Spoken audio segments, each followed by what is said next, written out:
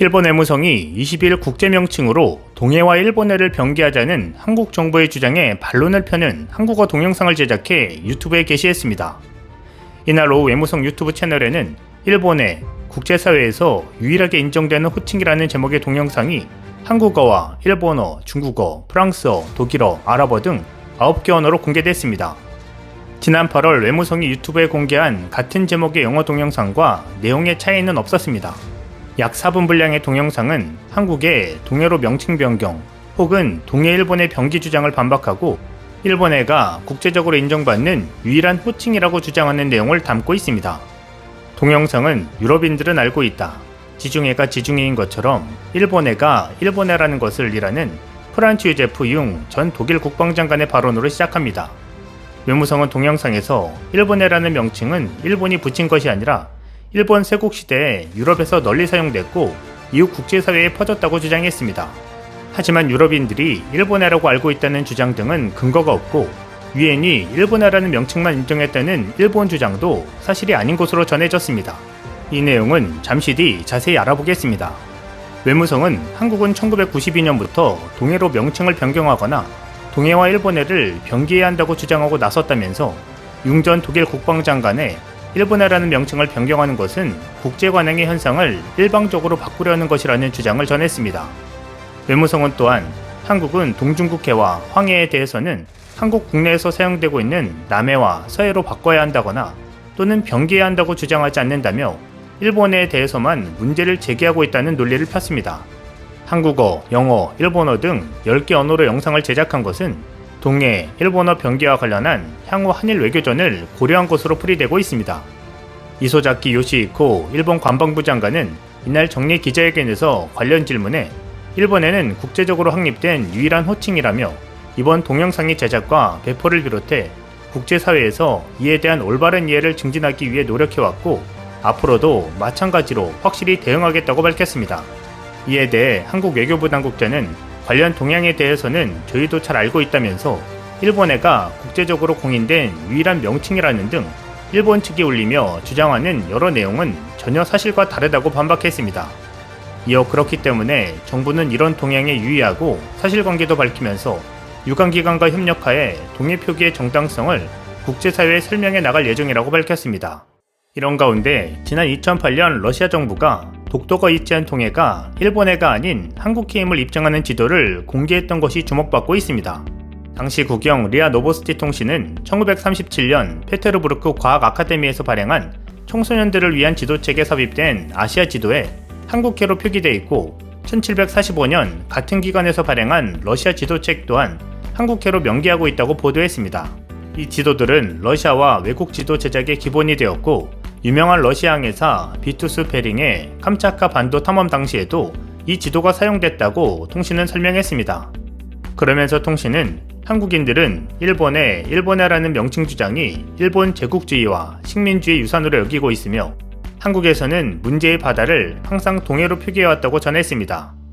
자, 이제 과거 유럽에서 편찬된 지도들을 차례로 확인해 보겠습니다. 첫 번째는 1710년 런던에서 편찬된 지도의 모습입니다. 당시는 프랑스 루이 14세가 베르사유 궁전을 완성했던 시점입니다. 지도에는 이스턴, 5월 꼬레아시라고 적혀 있습니다.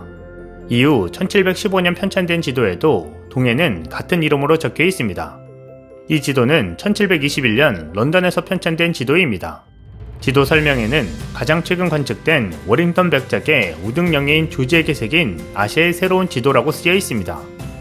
또 1723년 편찬된 지도에도 불어로 메데꼬레, 즉 한국해라고 적혀 있습니다. 1730년에도, 1732년에도, 그리고 1735년에도 한국해라고 적혀 있습니다. 1740년도에도 메데꼬레라고 적혀 있습니다. 프랑스 루이 15세가 등장하고 영국 조지 2세가 인도를 식민지화하던 1750년에 편찬된 지도를 보면 Sea of Korea라고 표기되어 있습니다. 1780년에 편찬된 지도에는 코레아 걸프, 이스트 시라고 적혀 한국만 또는 동해로 표기되어 있음을 알 수 있습니다. 1790년에 편찬된 지도에도 마찬가지입니다. 1794년에 편찬된 지도에는 코레안 C라고 적혀 있고 지도 설명에는 동해는 지도에 명명된 것처럼 코레안 C라고 불린다. 일본 제국은 7개 주요 부분들로 나뉘었고 하위 66개 왕국으로 분할되었다. 영국에서 1794년 편찬이라고 적혀 있습니다. 1800년에 편찬된 지도에는 Sea of Korea라고 적혀 있습니다. 그리고 1809년에 일본에서 편찬한 지도에는 명백하게 조선해라고 적혀 있습니다. 이 지도는 다카시라는 일본인에 의해 만들어진 것입니다. 1822년에는 걸프 오브 코레아, 1835년에는 시 오브 코레아로 기록되어 지도가 발행되었습니다. 조선 철종 때인 1851년에도 지 오브 코레아로 편찬된 지도가 보입니다. 1800년대 후반 일본이 미국 등 서구열강과 수호 통상조약을 맺으며 개방화를 서두르고 메이지 유신으로 근대화의 길을 걷고 있을 때 조선은 무능한 철종과 대영군이 쇄국의 길로 가고 있었습니다. 이때까지 우리의 한국해 동해가 새겨진 지도가 발간되었지만 유일본 제국주의에 의한 대륙 침탈이 이어지며 한국해 동해는 일본해로 전락하게 된 것입니다. 때문에 우리가 반드시 찾아와야 할 것이 한국해 동해 명칭입니다. 현재 2개 이상의 국가가 공유하는 지역물의 명칭에 합의가 없으면 각국이 사용하는 명칭을 모두 병기하도록 하는 것이 유엔 지명표준화회의와 국제수로기구 결의가 권고하는 원칙이라고 당국자는 밝혔습니다. 동영상은 지난해 11월 IHO 총회에서 일본해가 단독 표기된 해돋이, 해안과 바다의 경계를 앞으로도 공식적으로 이용할 수 있다고 만장일치 승인을 받았다는 주장도 폈습니다. 하지만 이 역시 사실에 반하는 이야기입니다. 이에 대해 정부 당국자는 IHO는 S23은 더는 유효한 표준이 아니며 아날로그에서 디지털 시대로의 역사적 변천을 보여주기 위해 출판물로서만 공개될 것이라는 점을 명확히 했다고 설명했습니다.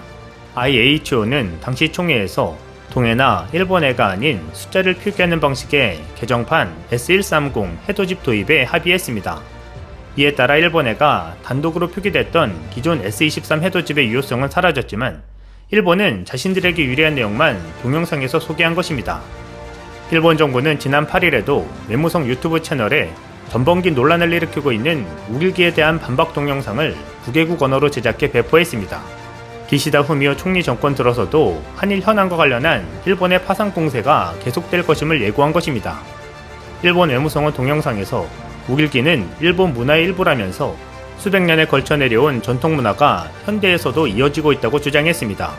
하지만 이 동영상에서는 일본의 과거 침략 전쟁에서 일본 제국 육군과 일본 제국 해군의 깃발이 우길기였으며 지금도 야스쿠니 신사의 8.15 행사 때 주요 상징물로서 등장하고 있음은 소개하지 않았습니다. 특히 한국 내에서 전범기로 지적하는 우길기는 흰색 바탕에 붉은색 원형 태양에서 퍼져나가는 붉은색 햇살 무늬의 우길기임에도 전혀 다른 문양의 다른 나라 깃발과 G20 정상회의 엠블럼을 현재 문제가 되고 있는 우길기 일종으로 강변함으로써 문제를 희화화하며 왜곡하고 있는 것입니다. 이제 한국은 일본의 왜곡에 대해 강경하게 대응해 나가야 할 것입니다. 그리고 우리의 것을 되찾아와야 할 때입니다. 이상 지훈TV였습니다.